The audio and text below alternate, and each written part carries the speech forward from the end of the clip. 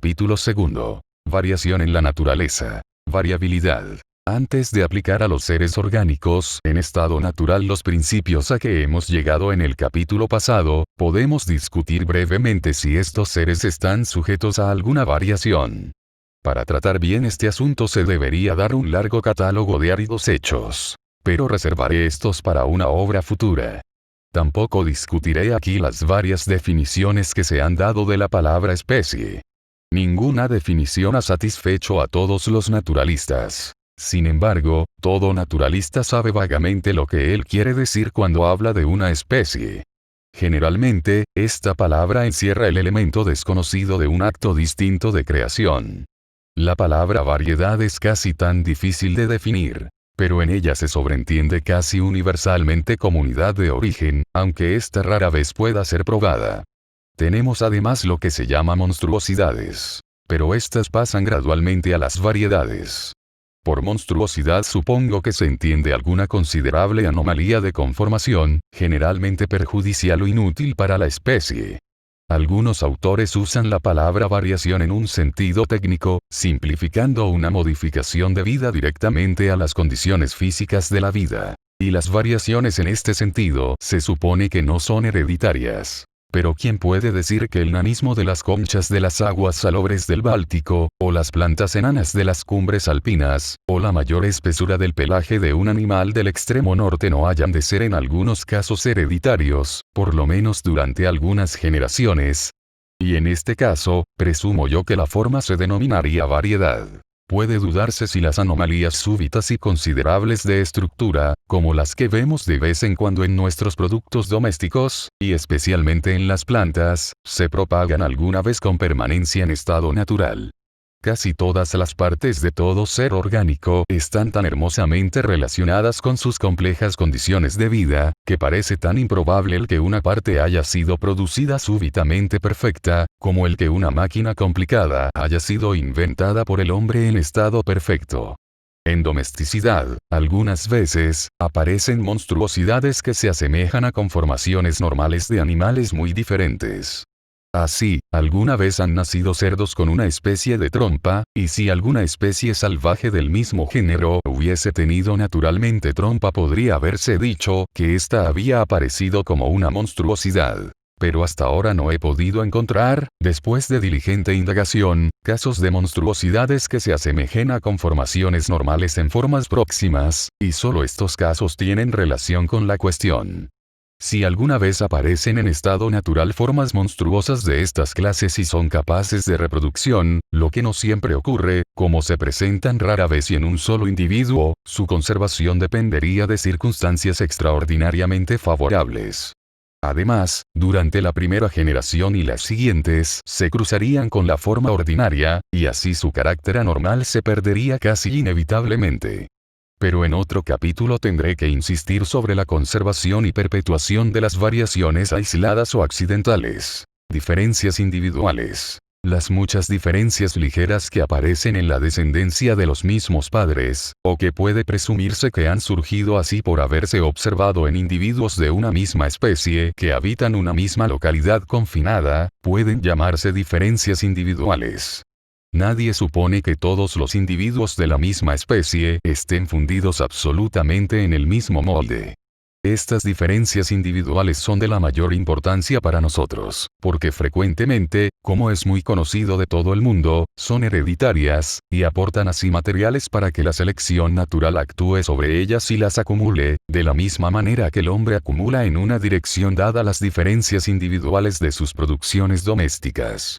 Estas diferencias individuales afectan generalmente a lo que los naturalistas consideran como partes sin importancia. Pero podría demostrar, mediante un largo catálogo de hechos, que partes que deben llamarse importantes, tanto si se las mira desde un punto fisiológico como desde el de la clasificación, varían algunas veces en los individuos de una misma especie. Estoy convencido de que el más experimentado naturalista se sorprendería del número de casos de variación, aun en partes importantes de estructura, que podría recopilar autorizadamente, como los he recopilado yo durante el transcurso de años.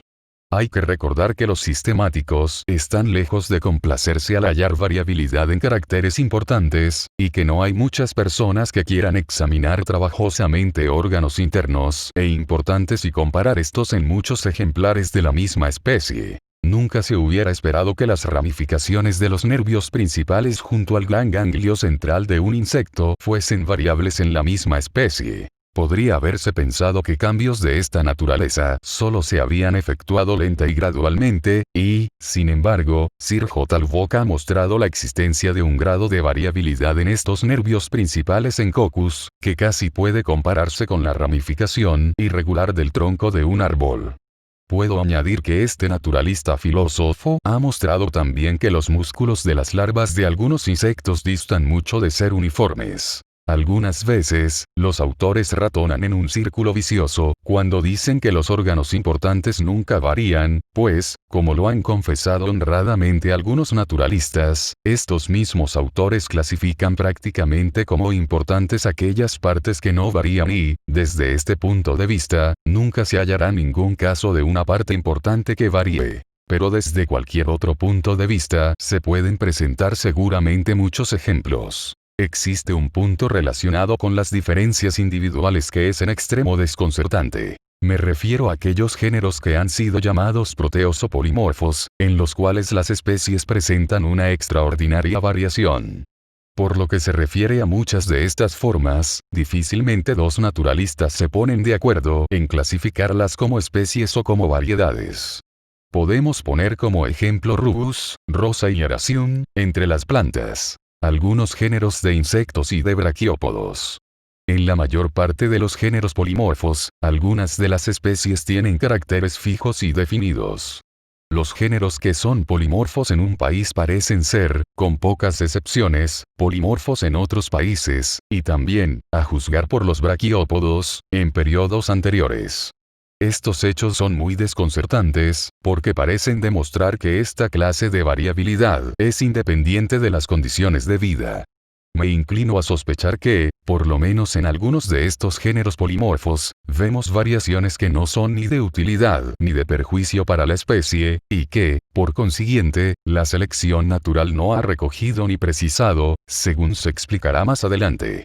Como todo el mundo sabe, los individuos de la misma especie presentan muchas veces, independientemente de la variación, grandes diferencias de conformación, como ocurre en los dos sexos de diversos animales, en las dos o tres clases de hembras estériles u obreras en los insectos, y en los estados joven y larvario de muchos de los animales inferiores.